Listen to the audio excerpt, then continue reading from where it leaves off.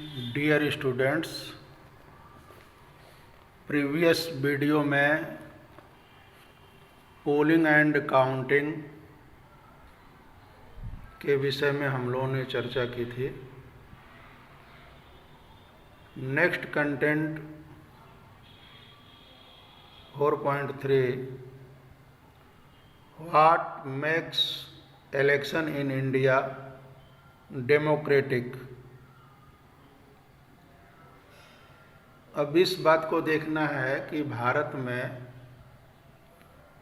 Election क्यों लोकतांत्रिक है।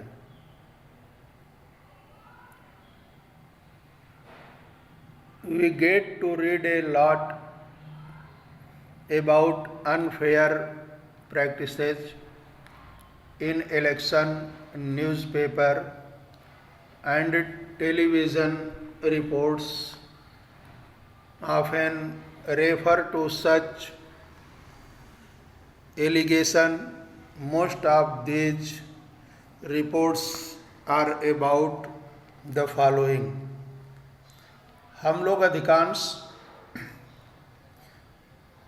चुनाव के समय गड़बड़ियों धांधलियों के विषय में मीडिया के विभिन्न माध्यमों से सुनते हैं और चर्चा भी करते हैं। एक दूसरे के ऊपर आरोप भी लगाए जाते हैं। वो गड़बड़ियाँ के विषय में या धांधलियों के विषय में किस प्रकार की धांधलियाँ होती हैं। Inclusion of false names and exclusion of genuine names in the voter list. कभी कभी लोगों को कहते हुए सुना जाता है कि मतदाता सूची में फर्जी नाम डाले गए हैं, असली नामों को गायब कर दिया गया है। Misuse of government facilities and official by the ruling party. शासक दल द्वारा सरकारी सुविधा और अधिकारियों का दुरुपयोग। ये सुनने में आता है, चर्चाएं होती हैं कि शासक दल सरकारी सुविधाओं और अधिकारियों का बड़े पैमाने पर चुनाव में दुरुपयोग करते हैं। Exclusive use of money by rich candidates and big parties. जो पैसे वाले उम्मीदवार और बड़ी पार्टियां होती हैं, बड़े पैमाने पर वो धन खर्च करती हैं। Intimidation of voters and ringing on the polling day.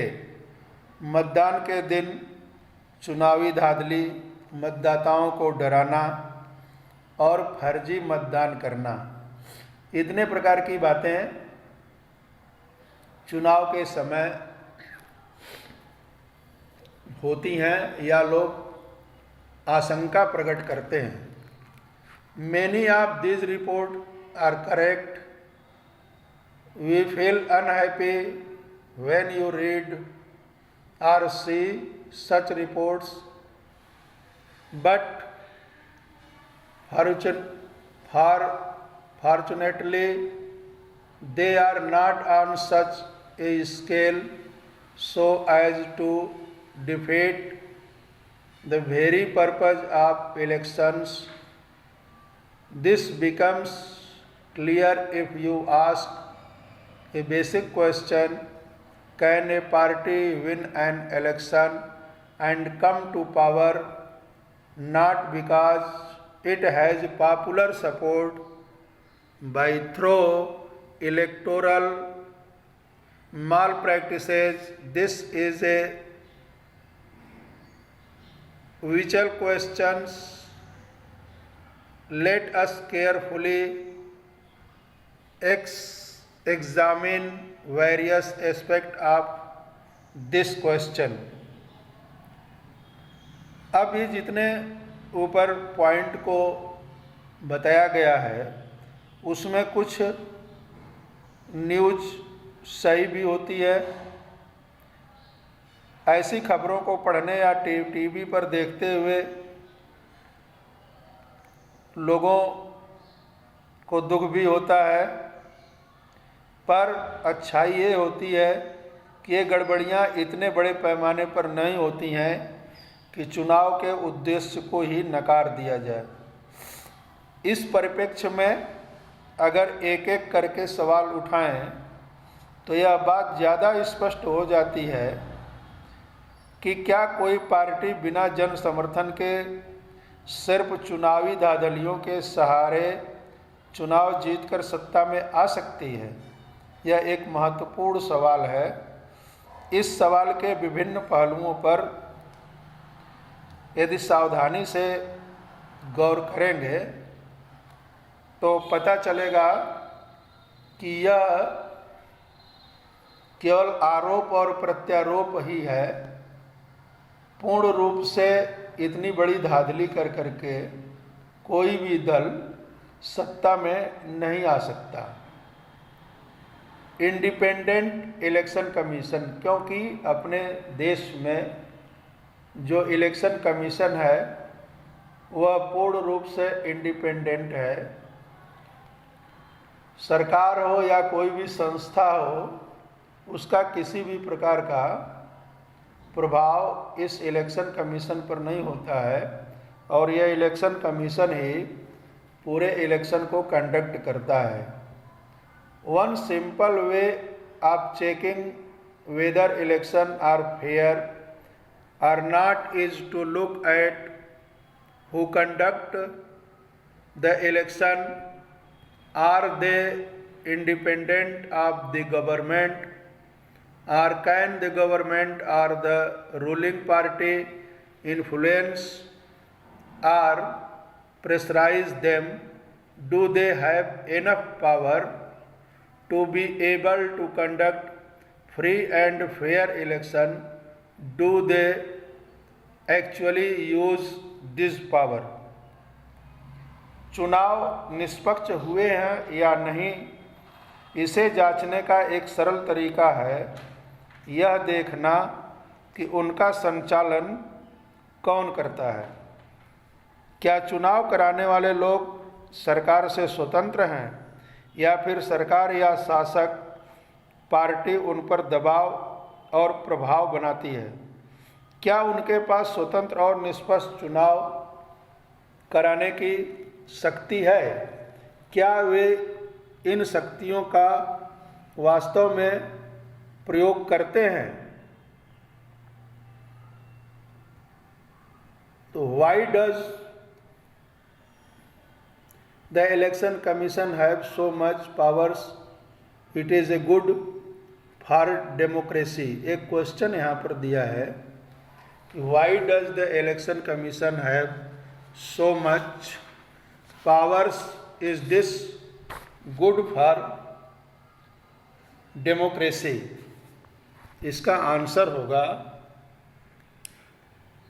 It enables the election commission to conduct free and fair election.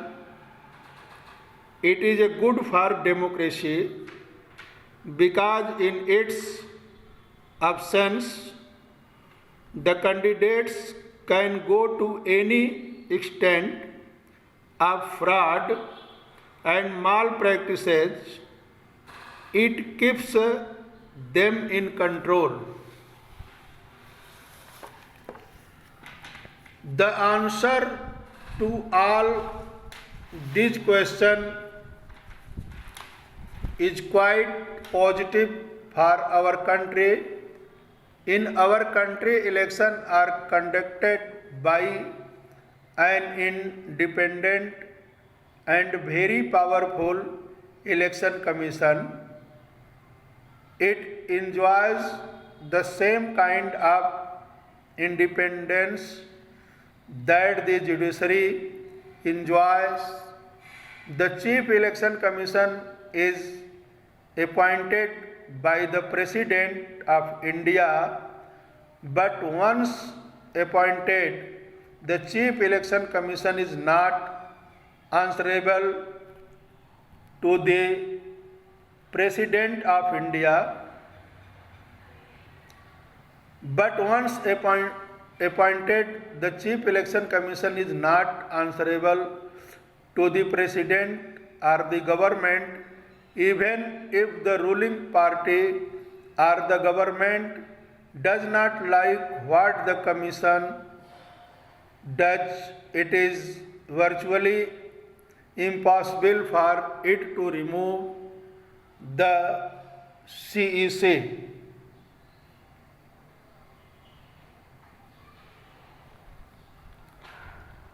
हमारे देश में चुनाव एक स्वतंत्र और बहुत ताकतवर चुनाव आयोग द्वारा कराया जाता है। जिस प्रकार से न्यायपालिका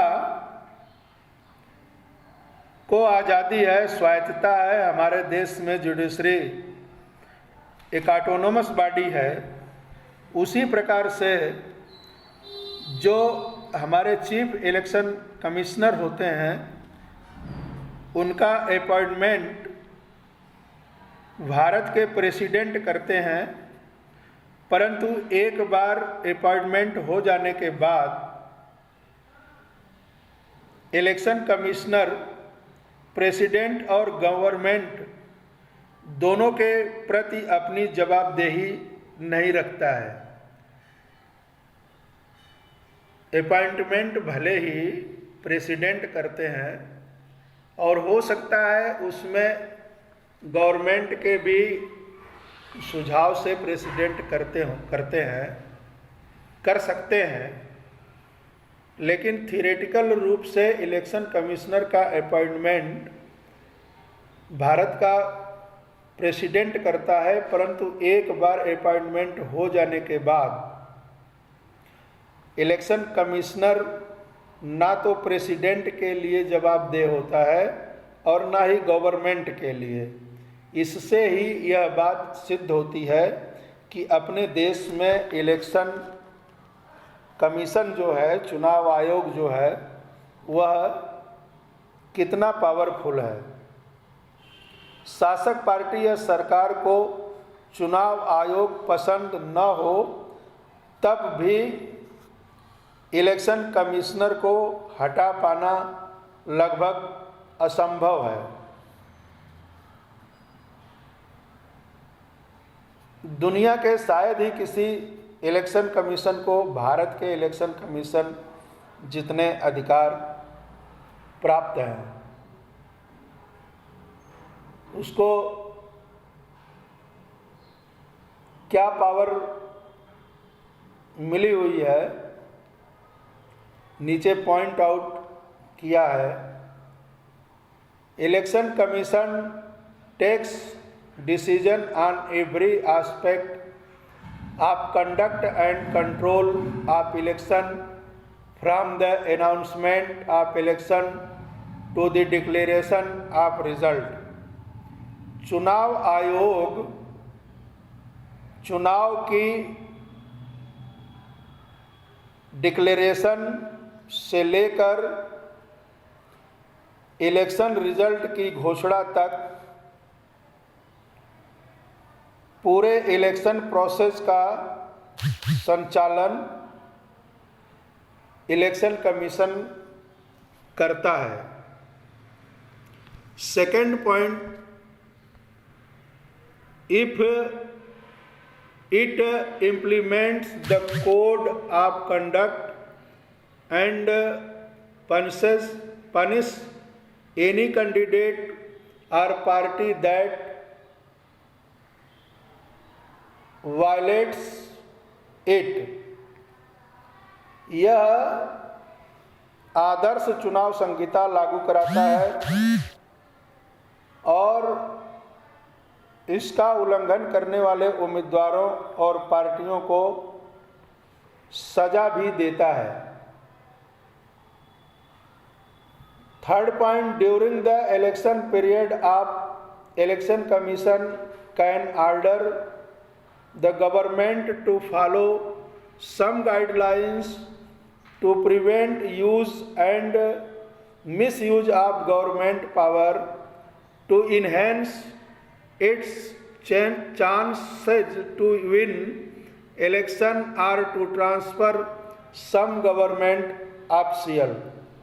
चुनाव के दौरान चुनाव आयोग सरकार को दिशा निर्देश मानने का आदेश दे सकता है। इसमें सरकार द्वारा चुनाव जीतने के लिए चुनाव में सरकारी मशीनरी का दुरुपयोग रोकना या अधिकारियों का तबादला करना भी शामिल है।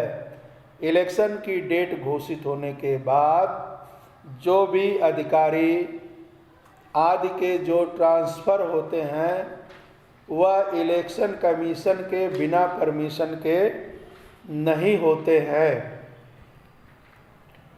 और यह इलेक्शन कमीशन गवर्नमेंट को भी निर्देशित करने का काम करता है। When on election duty, government officer work under the control of the election commission and not the government। जब इलेक्शन डिक्लेरेशन के बाद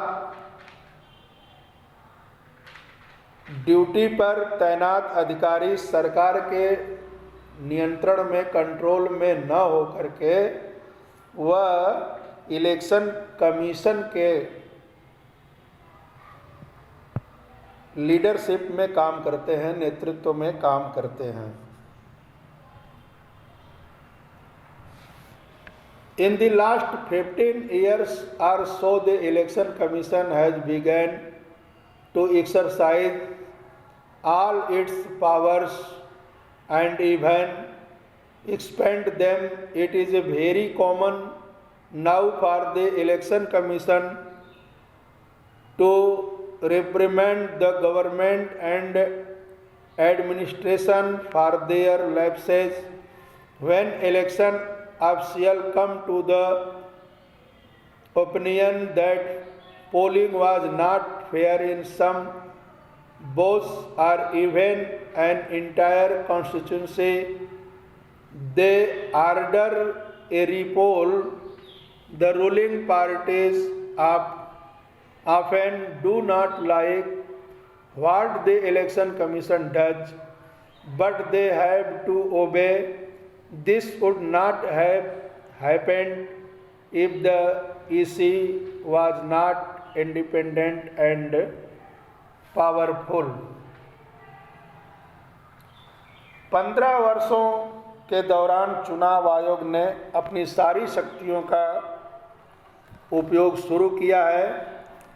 जितने भी पावर अभी बताए गए हैं, साथ ही उसने अपने शक्तियों में विस्तार भी किया है। अब यह आम बात हो गई है कि चुनाव आयोग सरकार और प्रशासन को उनकी गलतियों के लिए फटकार लगाता है। अगर चुनाव अधिकारियों को लगता है कि कुछ मतदान केंद्रों पर या पूरे चुनाव क्षेत्र में मतदान ठीक ढंग से नहीं हुआ है तो वे वहां फिर से मतदान का आदेश देते हैं। अक्सर शासक दलों को चुनाव आयोग के कामकाज से परेशानी होती है, लेकिन उन्हें चुनाव आयोग के आदेश मानने होते हैं। अगर चुनाव आयोग स्वतंत्र और शक्तिशाली नहीं होता तो यह संभव नहीं था। अब यहाँ पर जो है चुनाव आयोग अभी तक हुए चुनाव में क्या क्या किया है उसको जो है पॉइंट आउट किया है। Check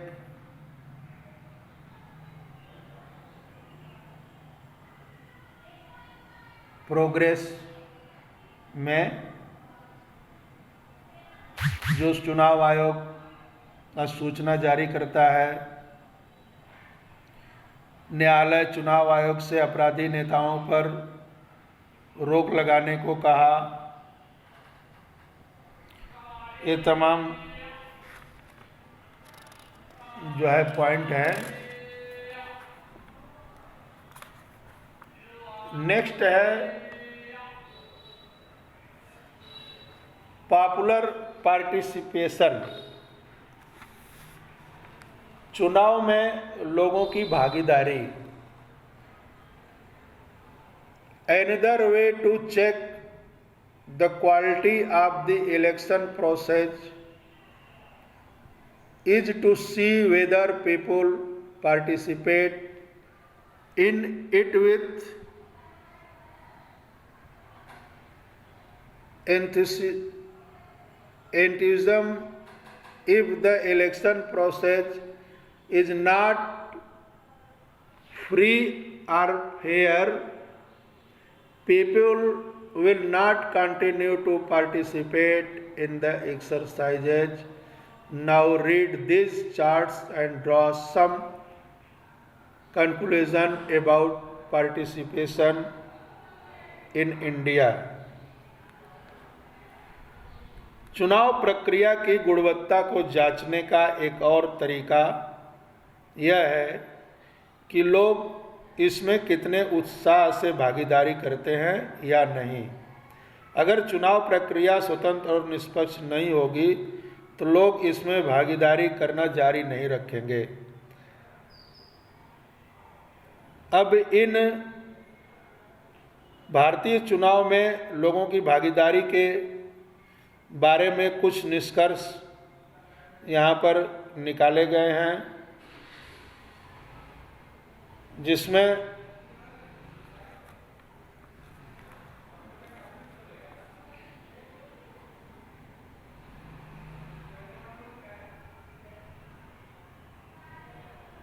people participation in election is usually measured by voter turnout figures. Turnout indicates the percent of eligible voters who actually cast their vote. Over the last 50 years, the turnout in Europe and North America has declined. In India, the turnout either remained stable or actually grown up. ये जो है पहला point एक graph के माध्यम से देखिए नीचे समझा रहा है कि चुनाव में लोगों की भागीदारी का पैमाना आमतौर पर मतदान करने वाले लोगों के आंकड़े को बनाया जाता है। कितने लोगों ने पार्टिसिपेट किया, यह जो है जो वोटिंग करती है जनता, उसके आंकड़े के आधार पर बनाया जाता है। मतदान की योग्यता रखने वाले कितने प्रतिशत लोगों ने असल में मतदान किया, यह हिसाब लगाना मुश्किल नहीं है। पिछले 50 वर्षों में यूरोप और उत्तरी अमेरिका के लोकतांत्रिक देशों में मतदान का प्रतिशत गिरा है। भारत में यह या तो स्थिर रहा है या ऊपर गया है। ब्रिटेन का देखिए ये रेखा चित्र जो है रेड कलर से बनाया है, जो लगातार 7.8 से शुरू होकर एक गिरता जा रहा है, लेकिन भारत में 5.6 से शुरू होकर के यह लगभग बढ़ता ही गया है, कभी जो है गिरा नहीं है। या तो लगभग औसत में बराबर कह सकते हैं, या तो जिसको इंक्रीज ही हुआ है। तो इस आधार पर हमें कह सकते हैं कि भारतवर्ष के इलेक्शन में, यहाँ के डेमोक्रेटिक सेटअप में लोगों की भागीदारी दिन प्रतिदिन बढ़ती गई है। सेकेंड पॉइंट है, in India the poor, illiterate and underprivileged people vote in larger proportion as compared to the rich and privileged section. This is in contrast to Western democracies. For example in the United states of America poor people African Americans and Hispanics vote much less than the rich and the white people. कह रहा है कि भारत में अमीर और बड़े लोगों की तुलना में गरीब, निरक्षर और कमज़ोर लोग ज़्यादा संख्या में मतदान करते हैं। यह इलेक्शन के समय में भी सुनने में आता है कि बड़े बड़े लोग अपने घरों से वोटिंग के लिए नहीं निकलते हैं। जो कमज़ोर तबका है, पढ़ा लिखा नहीं है, वह लोग ही ज़्यादा मतदान करते हैं। वेस्टर्न के डेमोक्रेसी में क्या है, भारत के डेमोक्रेसी के ठीक उल्टा है। अमेरिका में गरीब लोग, अफ्रीकी मूल के लोग और हिस्पैनिक लोग अमीर और श्वेत लोगों की तुलना में काफ़ी कम मतदान करते हैं। इंडिया में जो सक्षम हैं, समर्थ हैं, वो कम मतदान करते हैं, लेकिन वेस्टर्न डेमोक्रेसी में जो गरीब है, कमज़ोर है, वो कम मतदान करते हैं। और यहाँ पर एक ग्राफ के माध्यम से उस बात को समझाया गया है। थर्ड पॉइंट है, commission people in India attach a lot of importance to election. They feel that through election they can bring pressure on political parties to adopt politics and program favorable to them. They also feel that their vote matters in the way things are run in the country. Bharat में आम लोग चुनाव को बहुत महत्व देते हैं और यहाँ के लोगों को लगता है कि चुनाव के जरिए वे राजनीतिक दलों पर अपने अनुकूल नीति और कार्यक्रमों के लिए दबाव डाल सकते हैं। उन्हें लगता है कि देश के शासन संचालन के तरीके में उनके वोट का महत्व है। अब यहाँ पर एक परसेंटेज दिया है लोगों का कि do you think your vote makes a difference. क्या आपको लगता है कि आपके वोट से फर्क पड़ता है? तो 67% लोग कह रहे हैं कि हैज इफेक्ट, हाँ फर्क पड़ता है। वहीं पर 18% लोग कहते हैं कि हैज़ नॉट इफेक्ट, फर्क नहीं पड़ता है।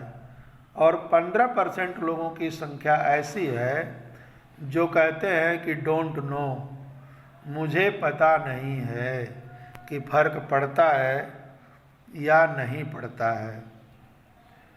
फोर्थ पॉइंट है कि the interest of voters in election related activities has been increasing over the years. During the 2004 election, more than 1/3 voters took part in a campaign related activities. More than half of the people identified themselves as being close to one or the other political party. 1 out of every 7 voters is a member of a political party. यहाँ पर साल दर साल चुनाव से संबंधित गतिविधियों में लोगों की सक्रियता बढ़ती जा रही है। 2004 का आंकड़ा दिया है कि चुनाव में 1/3 से ज़्यादा मतदाताओं ने चुनाव अभियान वाली गतिविधियों में किसी न किसी तरह की भागीदारी की। आधे से ज़्यादा लोगों ने खुद को किसी न किसी दल के नज़दीक बताया। प्रत्येक, एक औसत आंकड़ा दे रहा है कि प्रत्येक 7 मतदाताओं में से एक व्यक्ति किसी न किसी राजनैतिक दल का सदस्य था। इसका मतलब ये है कि इंडिया के अंदर, इंडियन डेमोक्रेसी में पीपुल पार्टिसिपेशन या जागरूकता कितनी ज़्यादा है, यह आंकड़े इस बात को प्रूव करते हैं। एक आंकड़ा, एक ग्राफ यहाँ भी दिया हुआ है कि 1996 से 2004 तक किस तरह से लोगों की भागीदारी जो है बढ़ती गई है। 96 से शुरू होकर के जो है 2004 तक देखिए 32% तक पहुंचती है। और ये सभी बातें यह सिद्ध करती हैं कि इंडियन डेमोक्रेसी में समय के साथ साथ लोगों की भागीदारी, जन भागीदारी वो बढ़ती गई है। इंडियन डेमोक्रेसी में लोगों की रुचि और सक्रियता बढ़ रही है। इसलिए कहते हैं कि भारत का चुनाव एक लोकतांत्रिक चुनाव है।